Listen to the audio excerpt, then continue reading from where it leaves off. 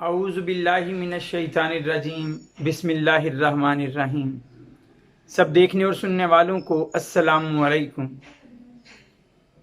آج میری ویڈیو کا موضوع صحیح مسلم کی حدیث کا نمبر 1165 1165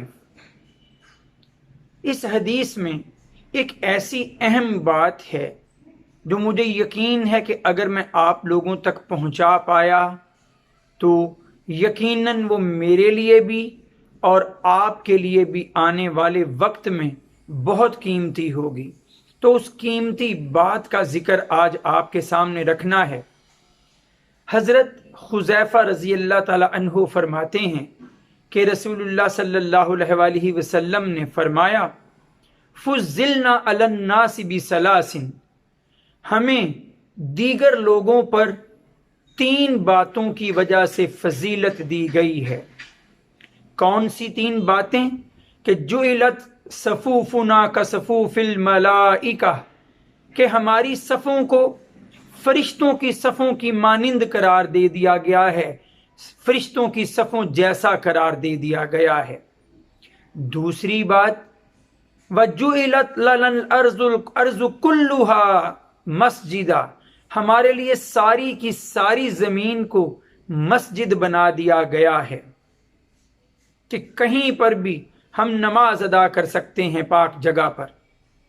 اور تیسری چیز، وَجُعِلَتْ، ہمارے لیے بنا دی گئی ہے تربتھا، اس زمین کی مٹی، لنا طہورا، ہمارے لیے پاک، اس زمین کی مٹی کو ہمارے لیے پاک کر دیا گیا کہ اگر ہمیں کہیں پانی دستیاب نہیں ہوتا تو ہم اس پاک مٹی سے تیمم کر سکتے ہیں۔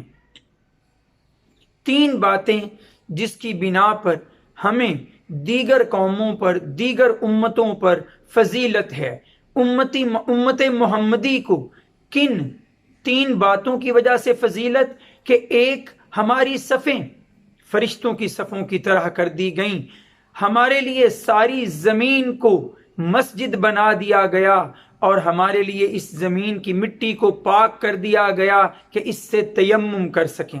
جب میں غور کرتا ہوں، اب پتے کی بات ہے آپ کے لیے، جب میں غور کرتا ہوں کہ یہ تینوں باتیں جس کی وجہ سے ہمیں دیگر امتوں پر، دیگر قوموں پر فضیلت دی گئی، تو ایک بات سامنے آتی ہے، صفوں کا تعلق نماز کے ساتھ، زمین کا پاک ہونا کہ وہاں ہم سجدہ کر سکیں، اس سجدے کا، اس مسجد بنائے جانے کا تعلق نماز کے ساتھ۔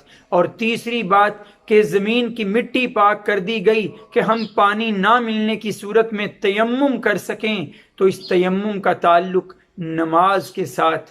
تو یہ فضیلت، یہ برتری، یہ فوقیت دیگر امتوں پر نماز کی وجہ سے ہے۔ تو نماز کی پابندی کیجئے، خود بھی، دوسروں کو بھی اس کی تلقین کیجئے، تاکہ ہم لوگ جو اللہ نے ہمیں فضیلت دی ہے دیگر امتوں پر، اس فضیلت سے مستفید ہو سکیں۔ وآخر دعوانا ان الحمد للہ رب العالمین۔ السلام علیکم۔